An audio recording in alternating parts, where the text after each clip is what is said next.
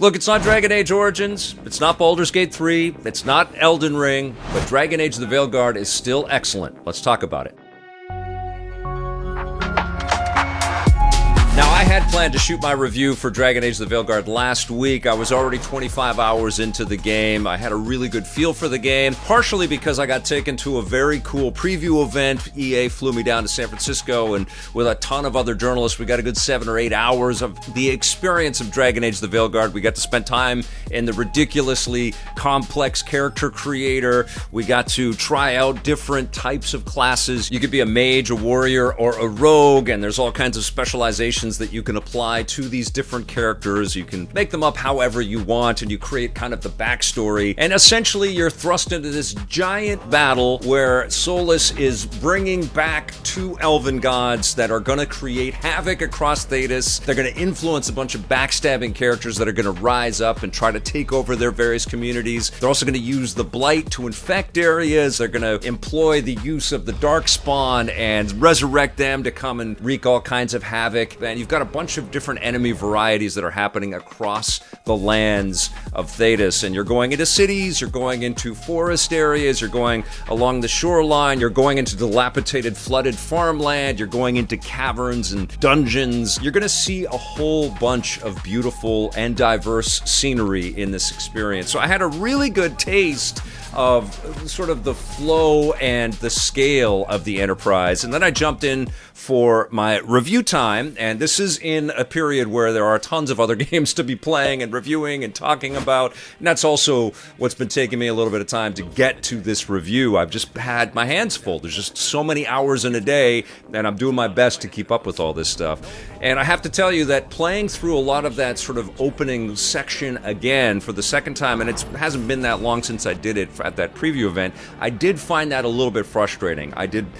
Because I'm just thinking about all the other games that I could be playing and talking about. But I got past that, and I got into a new section of unexplored territory. I fought a giant dragon, which was very difficult, and got my ass kicked a whole bunch of times. And I got a really good sense of the scale of the bosses and the mini-bosses and the demons that I was going to be fighting, all these different characters. And I was really enjoying leveling up my character and stuff. And I thought, okay, I've got a handle on how I feel about this. I was having a fantastic time.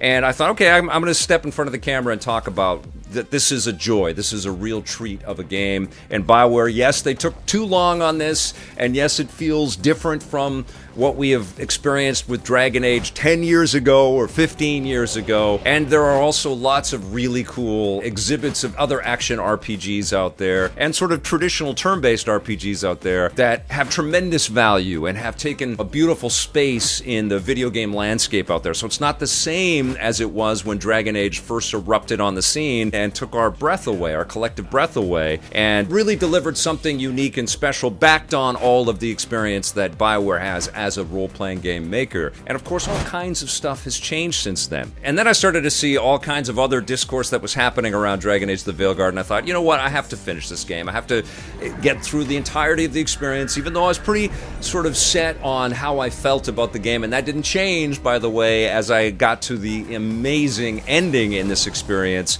I needed to sit down for my own edification and work my way through it. And as I was doing that, which was a good 50 hours of gameplay when all was said and done, and there are lots of side quests that I didn't get to, there is, alternate endings that I didn't get to. I didn't get a great ending, let's put it that way. And I am very, very amped up to get back into this game, and I'll probably do that on the PS5 Pro, and to see some more stuff that I didn't see. And so I really felt like I had to experience the totality of this game, or as much of the totality of the game as I could get to.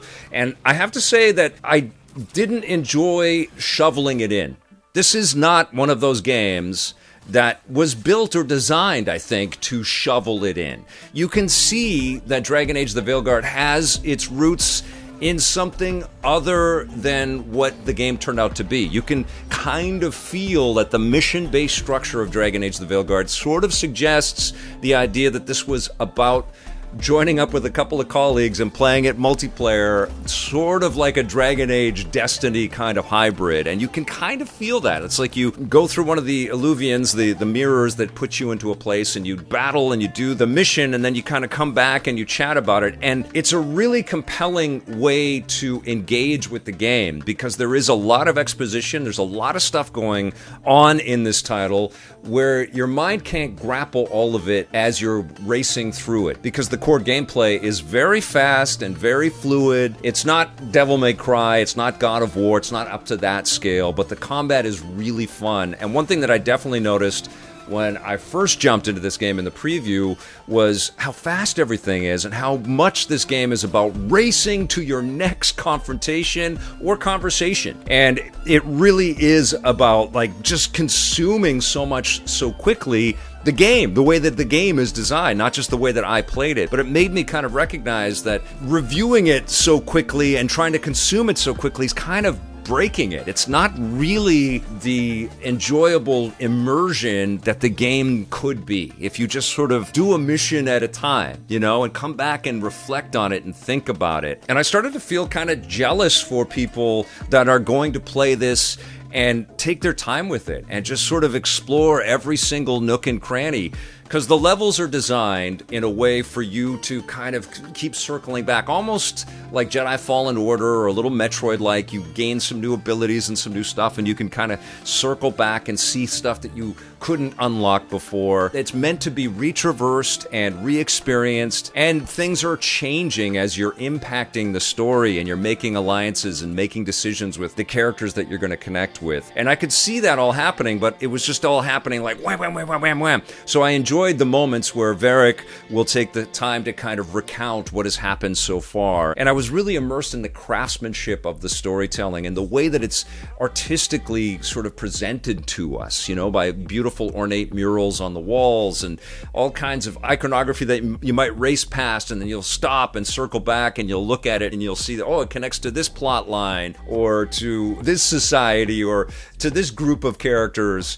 And there are a lot of beats in this game where the game is telling you, look, take it easy, slow down for a minute, go have dinner with these characters that you're going to get to know. And I really appreciated that. But I also felt that the game had evolved, that there were some decisions made over its 10-year long development process, and there were probably lots of different paths that this game could have gone, and they ended up becoming dead ends, and Bioware had to shift and go back in a different way. And none of that could have been easy for the team. But in the meanwhile, as all of the sort of gameplay decisions and direction decisions were taking place with this game, you can also see that the artists cooked. I love the look of the characters. Yes, they're much more sort of animated and cartoony looking, but as I've said in the preview and in my conversations with BioWare devs, I think that this was a decision that really kind of creates this idea that there's longevity with this title. I think if you look back at Dragon Age Origins and Dragon Age 2 and a little bit at Inquisition as well, going for more of that gritty look and feel for those games has made them age. They look like from a time. And nothing wrong with that. They were incredible experiences, all three of those games, in their different ways. And they're all different from each other, which also suggests that the Veilguard could be a different experience as well. But I think this decision to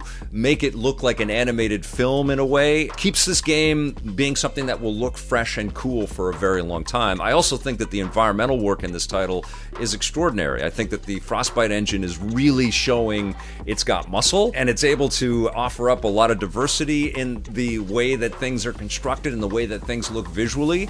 Yes, there's some symmetry in the way that you do explore these different areas. Exploring some ruins on a beach might feel a little bit familiar to the way that you solve some puzzles in Treviso, one of the cities that you visit in Dragon Age the Veilguard. But I felt like it was just the logic of the game kind of making sense, you know? In much the same way that the logic of Destiny kind of makes sense. You'll go to different planets and different worlds in Destiny, but they have an echo of each other, and there is a little bit of that for sure in Dragon Age the Veilguard. But I like that there is some verticality. I didn't mind the zip lines getting from one high place to another in Dragon Age the Veilguard. I like that there are levels in the map structure. I did find it a little bit confusing to try and navigate everything. It took me a long time to kind of get the lay of the land and to recognize the familiar landmarks, and so I wasn't totally lost in some of the city streets and stuff, but I kind of like that because it is a game about reconnection and making a choice and then having to answer for it by going back and talking to people that may have looked down on you. And let's talk for a second here about the discourse and the conversations that you'll have with the various characters, most of which will be your companions because you're constantly trying to get them on your side, and they all have missions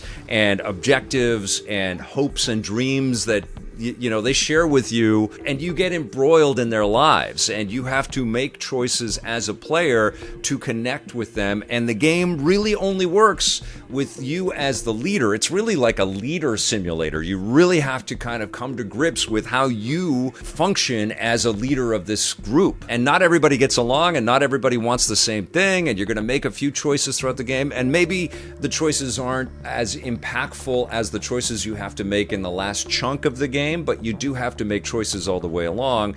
And how these companions play and fight alongside of you is directly connected to the way that you endeavor to connect with them and endeavor to kind of answer the questions that they have and help them along. Now, I didn't do too much romancing. I went down a path a little bit, and maybe the romancing is something that you really want to explore as a player. And I've read and heard that some of the romancing stuff doesn't really come to as much of a conclusive fruition as some people want out there, and I get that. I get that there's issues with this game for a lot of people out there, and certainly the dialogue, some of it is good and some of it is a little bit cheesy, but I think overall the narrative and the writing in general is pretty damn solid, and it's a really fantastic overarching story with lots of really interesting detours and sidetracks and embellishments along the way that help to enrich the tale overall. And that's really what Dragon Age has always been about. There's not a game in the series that I can point to and say that was the best game writing I've ever experienced. This is really about a boatload of options and opportunities and tremendous amounts of combat and also allegiances. It's a game about loyalties and about respecting each other and working together, and I totally love that about it. I totally love the idea that this was about